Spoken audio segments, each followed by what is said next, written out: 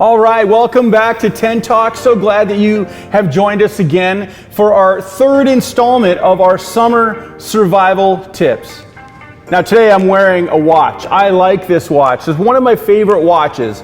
I actually only own two watches. I have a Fitbit watch, a smart watch, but I have this nice analog watch, and it is a cool watch because it's a diving watch. You can actually take this to like 300 meters in the sea, in the water, and it won't break. It's guaranteed up to 1,000 feet. And I really like it. It's really made well. And I've had it for over 10 years, and it is still running on the same battery that it started with. Now it's solar powered and it charges and does stuff. It's really cool. And it has kept time just perfectly well over that time. But, you know, I wish I could say that I actually kept time as well as this watch.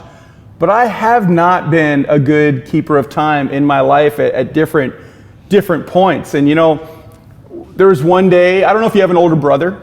I do. And if you have an older brother, you know that they play tricks on you. Well, one day I went to bed early and I was in bed. I was young. I was in grade school. I was young. All of a sudden, my brother storms in my room and says, Mark, look at the time. And I look at the time. It's like 8:40 and I'm supposed to be at school real soon. He's like, you got to get up, you got to get out, you get ready for school, you must have slept in. And I'm like totally groggy. Have you ever woken up and you're just totally out of it? That was like me. And I woke up and I quickly got dressed, and my brother went so far as even made a lunch for me. So I grabbed my lunch and everything and I went out the door, down the street, and it took me a little while till I realized the streetlights are actually turning on. They're not turning off. It was a little darker, getting a little darker than usual. And my brother played a total prank on me. And he actually woke me up at 8:40 p.m. and pretended it was morning and totally duped me. And I got out there and I was walking to school with my lunch and everything. And my brother was back at home laughing his head off. Well, sometimes we can just get totally confused about our time like I did on that day. And you know what? Time is a funny thing. We all have the same amount of time. But some people seem to get more done in the day than others. When we have too little time, it brings pressure, but then we bring too much time and it brings boredom. Just like in summers, I remember, just waiting for summer to come and have all this time, but then during summer being so bored at home sometimes that I wished for school to start again. It's kind of a funny thing. For many students, summer can be a really tough time. For many of you, it might be a hard time because you've got all this time in your hands and there's no more structure, school, classes, and you've got to make decisions on what to do. And that could lead you in many different ways. And we can actually, I'll say the word, we can actually become lazy. We can. I know I did. I started my first job, my official job, when I was in grade 8. In the summer at a restaurant, and I washed dishes. Grade 8 and grade 9, I worked during the summers, but grade 10, I got my first part-time kind of regular job, and I worked at KFC, and I've talked about it before in 10 Talks. And I worked there until I graduated while I was going to school. And once I graduated, I knew that I needed a better job. I needed to get a job to support me for college, to support myself, and all those things. But you know what I also realized? All of a sudden, I didn't have the structure of school. I kind of liked my time. And I started sleeping in a little bit extra and started just hanging out and seeing my friends, just kind of eating whenever I wanted. And I kind of fell into that lifestyle of just sleep, eat, have fun, and then repeat. Sleep, eat, and have fun. Well, you know what I needed? I needed a kick in the butt. And my mom gave me a kick in the butt. She saw what was starting to happen in my life. And so she came in one day, woke me up and said, Mark, that's it. Here, you got to go print 10 resumes out right now off the computer, and we're going, get dressed, we're going, and we're going to go and hand these out. So I did. I got up, I printed 10 resumes, we got in the car, and we drove, and we went to 10 different places, warehouses, grocery store, it didn't matter what it was. We went to 10 different places, I handed out 10 resumes, and you know what the funny thing is? Within a day, I had 3 offers of jobs, and I was starting work on the Monday. It was like, bang, bang. And so I started working that time at Steele's Industrial Supplies. I was beginning to get lazy, and I'm so thankful that my mom didn't let that grow in my life, but she saw what was happening, was worried for me, and said, no, we got to nip this in the bud, and bang. she got in there and we went out and I found a job. You know, the Bible describes laziness, and God actually has his 7 deadly sins, and one of them is laziness, and they call it sloth. Now, sloths might be cute animals, I get that, the 3-toed sloth, the 2-toed sloth, all that kind of stuff. But they're not going to win any land speed records anytime soon. Like, we know that. I've even heard that it takes a sloth over 20 minutes just to drown. It's so slow. And here's a very interesting fact for you. It's junior high talk, so we'll talk about it. That 50% of sloths die when they poop. Yeah, it's true. Now, it's not the actual act of pooping that causes them to die, but they live in the trees, and they come down from the tree when they poop. They can hold their poop for a long time, but when they come down, they're most vulnerable because they move so slowly, and that's when they get killed. Why did my parents come into my room and get me up and get me out there to do, to get resumes and to find a job? Well, they didn't like my new schedule that I was setting for myself of being lazy, because they didn't want laziness to set in. Laziness is something that actually can grow in our lives, and the problem is this, that laziness hurts and it hinders our potential. Our summer survival tip is to be wise in how you use your time. Yeah, your time. You're going to have a lot of it now that summer's here and it's going. And the Bible says this in Proverbs 26:14 and 15, and I'm going to read from the New Living Translation. I like how it says it. It says this: as a door turns back and forth on its hinges, so the lazy person turns over in bed.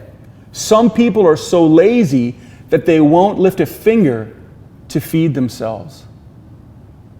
Just the picture alone of you've had old doors on creaky hinges when they open and they go back and forth, and a lazy person just lays around all day in their bed rolling from side to side. I've heard of people actually sleeping so long that they actually get pain in their back or whatever because they're in the same position for so long they roll over. Like this, they're in their bed all the time, and then at the end it says some people are so lazy that they don't even lift a finger to feed themselves. Think about a person who's starving at a big buffet and they're ready to go, but they're like, I'll wait till somebody else does it for me. I'll wait till somebody else gets it. I'm not even going to lift my own finger to take a scoop.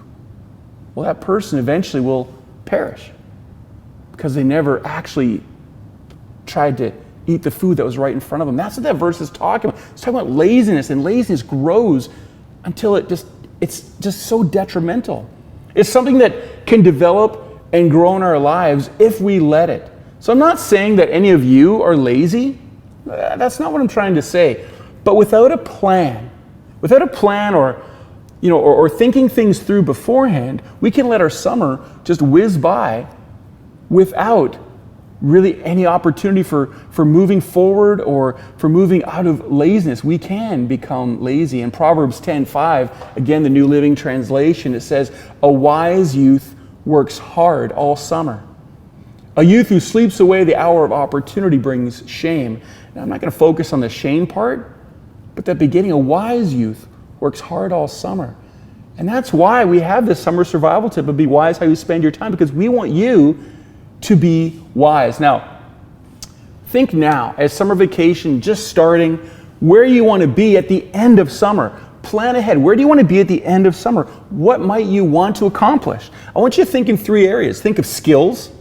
Maybe there's an instrument you want to learn or you want to get better at. Maybe there's a sport that you want to learn, or a skill, again, sports skill that you want to get better at in a sport that you're already playing. Or maybe, one time I learned how to tie knots. It was a Christmas vacation, and I said, I want to learn something new. I had never really learned how to tie knots, and I took time and learned how to tie 20 knots in 2 weeks.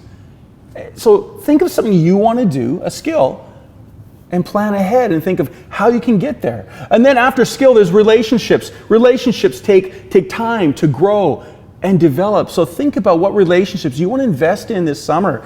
Think about your family. Think about your core friends, what we just talked about a couple episodes ago. Your core friends, maybe a mentor that you want to find and spend time with and grow some of those relationships. And then last but not least, it's faith. Our relationship with God and our faith should take primary position in how we spend our time.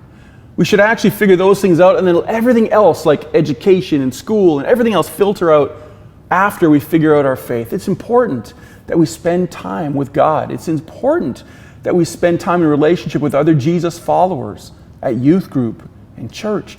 Those things are important. We should set our time accordingly so we don't miss those things. But think about one area of your faith that you want to grow in this summer. You've got 2 months to invest. If it's prayer, set some solid prayer times where you can maybe pray a certain amount of times a week or at certain places. Have a prayer list of people you want to pray for and earnestly pray for them each time, or maybe for your church or youth group or for a cause or need in your community. Whatever it is, maybe it's prayer that you want to focus on. Maybe it's Bible reading. Maybe you just haven't really been solid at Bible reading. You have 2 months.